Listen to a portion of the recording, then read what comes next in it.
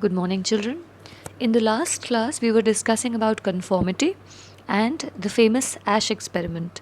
Solomon Ash uh, started this experiment to check how people conform, why people conform with the group. So, what is conformity? It means changing your behavior or opinions in order to match with the majority of the group you belong to. And why do people conform? People conform because they want to get along with the group behaviors and opinions to avoid being different or abnormal. So, one doesn't want to be abnormal or sound indifferent, and we want to be a part of the group, right?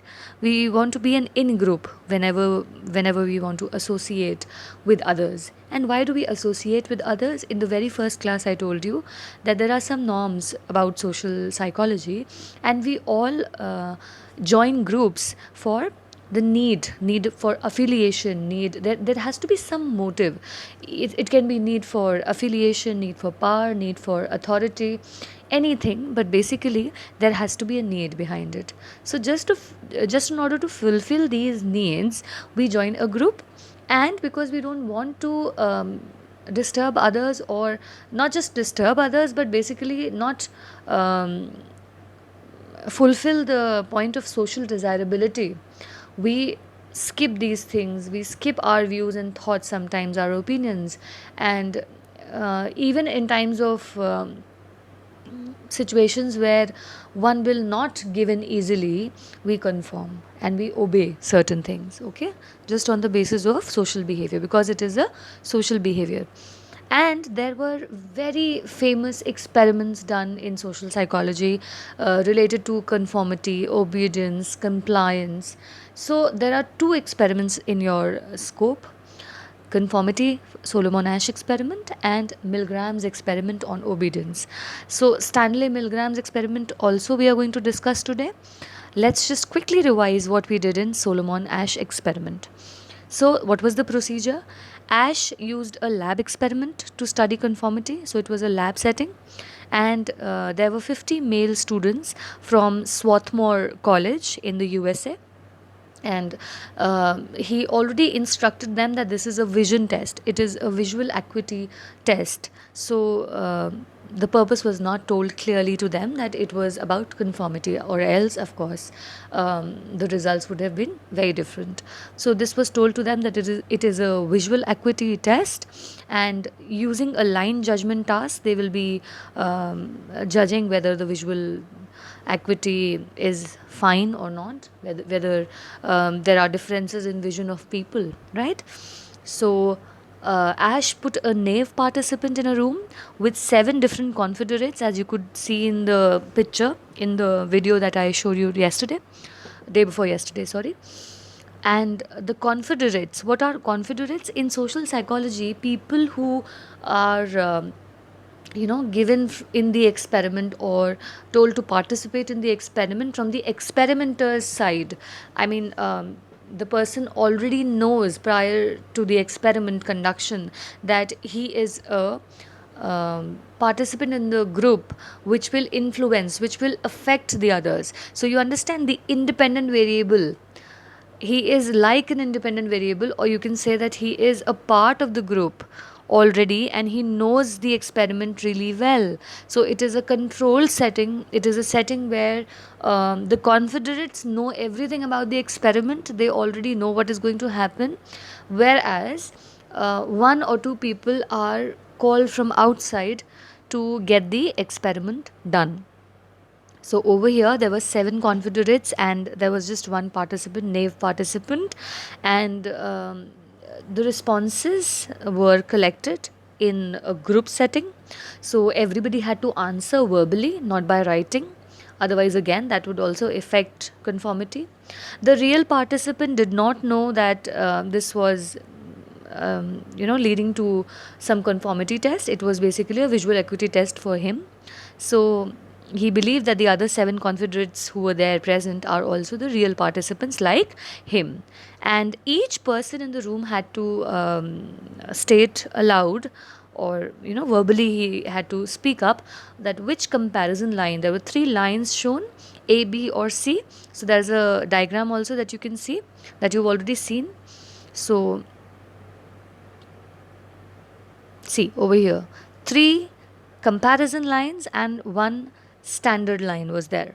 So if we see the comparison lines and standard lines, we need to tell the real participant was asked, of course, like all the other participants, and there were about 18 trials in total, and they were told to compare whether A, B, or C line amongst the comparison lines matches with the standard line. Which one do you feel is the same? All right, so this was the question targeted to them, and the answer was always obvious, that the real participant sat at the end of the row and gave his or her answer at last, right? So he was already influenced by the group members, and because everybody was saying that, this is, for example, in this line experiment, if you see over here in this screen, if you see, C would be the line which is equal to the standard line over here given, right? Among the comparison lines, if you compare. But if most of the people sitting next to you are saying, no, B is this line which is actually matching. So for one single minute, you will also explore, now why? Maybe if I am wrong, maybe it's a test of visual acuity and I am not getting it right, or maybe there is some problem with me today, because everybody is saying the same thing, and a group, larger number of people, and it doesn't even depend on larger number of people. Even if 2 3 people are sitting next to you and they agree to one opinion, you will also naturally agree to the same opinion. This is what was the belief of this experiment. So in the beginning only the hypothesis was that this will happen. So there were about 18 trials in total, and the confederates gave the wrong answer on about 12 trials. These were the critical trials. These were called critical trials, where the new nave the new nave subject was also perplexed whether what is going on. Okay, so Ash was interested to see if the real participant would conform to the majority view or not, and his experiment also had a control condition. So where there was no confederates, only a real participant, right? So in that also he tested the same, and then there was a second phase where he brought another partner to him, and that partner said the correct response. He said B is the response, but still, because everybody was conforming to C, so he also because everybody was choosing C as the option which was matching to the standard lines, so he also decided to stick to the answer that he was giving, that it is C and not B. All right, so B and not C. Sorry, in this case, if you see, it was B and not C. So um, imagine you are in such a situation where you have to conform. Naturally, there are times when this thing, and happens in class also so many times, that you've not maybe you've not understood something, or maybe you want to ask a question, but you feel that I'll be very silly to ask this question, I should not ask. 40 people I'm asking that, have you understood this is a very basic thing, I've already told that this is a very basic thing, have you understood? So naturally 40 people who will amongst them, maybe 38 39 people have already said, no ma'am, there's no problem, understood very clearly, we've understood it very very well.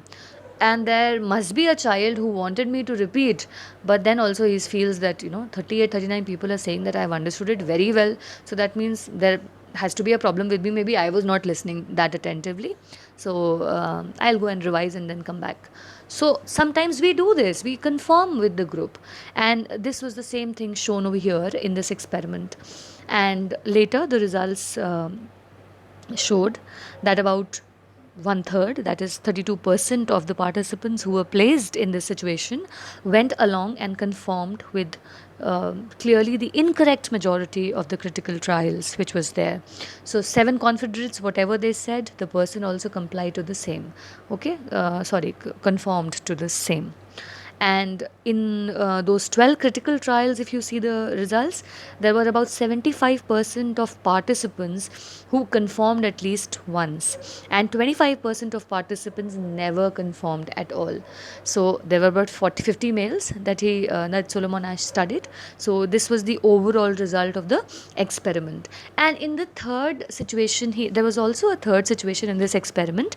If you see the video that you have already with you, that I shared last, in that there was a third phase where there was another participant called inside, and he was instructed that because since he was late, so now he has to participate just by writing his responses. So there were six people again sitting who were answering, who said that B is the correct answer, B is the correct answer. The third one said B is the correct answer. So many people said that B is the correct answer, but the person who had to write knew it very clearly, or he was very confident that no, C is the correct answer, and he wrote down C. So you see, when you have to speak up, when you have to say something verbally, or when you know that others are also watching me, others are also listening to what I am saying, then conformity has to happen. Because we fear, we have this inhibition that people will judge me, right? So over here, because he had to write it on a paper and he had to submit that paper to the experimenter, so what did he do? He had to stick to his own responses, because he thought this is correct. So, okay, so there were 25% of people who did not conform to whatever the other participants were saying, but there was 75%. So you can imagine the success rate of this experiment, that 75% of people believed that others are right, and so should I say the same answer, same response. All right, so this was the Solomon Asch experiment, children. And now we need to study another very classic experiment, and it was a very famous experiment given by Stanley Milgram. Now, children, Milgram was a social psychologist, and in social psychology, people are generally interested in what happens in the society, or how people become aggressive, or different things in group setting, in a social setting, social setup. So how society behaves, how people behave in front of people, others, or group, and influences of group and other people. So this is what social psychology studies. You've already done this experiment of conformity, so now you'll relate more with the Milgram's experiment. So in Milgram's experiment, basically Milgram was uh, very much influenced by the World War II, or you can say the particular incident of Operation Reinhard, which was done in 1942 and 43, where about 1.7 million Jews from the German occupied Poland were murdered by the Nazis. You must have read this, of course, in your history books, that there were people who were perished in gas chambers and death camps. There were concentration camps that you must have heard about. So of course this is inarguably one of the most destructive and murderous event in the history of human beings, if you can reflect about it. So Stanley Milgram was also very much touched by, and he was actually upset to see how people can conform and people can behave so absurdly and so awkwardly and bizarre in terms of just by complying to authority. How can they just obey orders and simply think nothing about? I mean, there was no conscious effort, or there was nothing like conscience when they put people into concentration camps, and they used to perish them in gas chambers. I mean, these death is something that is very crucial. So murdering, a murder in itself is a very bizarre thing for a person, or for a human being who is full of conscience, right? So you can't think about it. Even if I mean, most of you will agree that even if you see a lizard or a rat in your house which is dead, you will not feel comfortable that day. Or maybe just by any chance, if you stand on a cockroach, ever if you've done this, or maybe just because of you, there was you harmed a particular animal. All right, I'm not saying that you'd harmed that animal intentionally, but just by chance, maybe by incident, by just by an accident, that you happened to harm an animal, you must have experienced trauma, at least for that day. You must have been in depression for that particular day. I mean, I don't know whether depression or not, but still, it feels very upsetting for the entire day. You don't it actually haunts you, na, that you've done something wrong, or maybe it could have been saved if you would have been a little more cautious. So Stanley Milgram was also surprised why people, just in order to obey, can do actually these heinous things. So he because of this particular incident, he was so moved that he decided to do this experiment on obedience. His purpose was a little different. He wanted to know whether group obedience can be dangerous, or this blind obedience to authority can be dangerous, and dangerous to what extent. So he devised this experiment, and it was a very beautiful experiment done in social psychology, though we are not supposed to do these experiments now. We are not allowed to do such experiments, social experiments, also due to very valid ethical reasons. So there are ethical reasons, ethical issues, due to which these experiments are banned now. But this was a very classic experiment of that time, 1963-62. So now you imagine yourself, why do we allow people in authority to do certain things to us? Like, if I give you an example of, say, a dentist, okay, we allow things to be done just in order to agree to the person who's there in authority, or whom we feel is an expert of that particular task. So, and in any other context, in any other setting, I don't think we'll ever allow any person to do that. Like, for example, see, when you go to a dentist, he puts an electric drill inside your mouth, right? So, you let him do that. Why do you let him do that? Just because you know he's a dentist, he is a person who's professional, who knows well about how to use that machinery, that equipment. But in other settings, will you allow any other human being to do that? No, right? And maybe you can take another example. You willingly expose yourself, your throat basically, to a man with a razor blade. Where?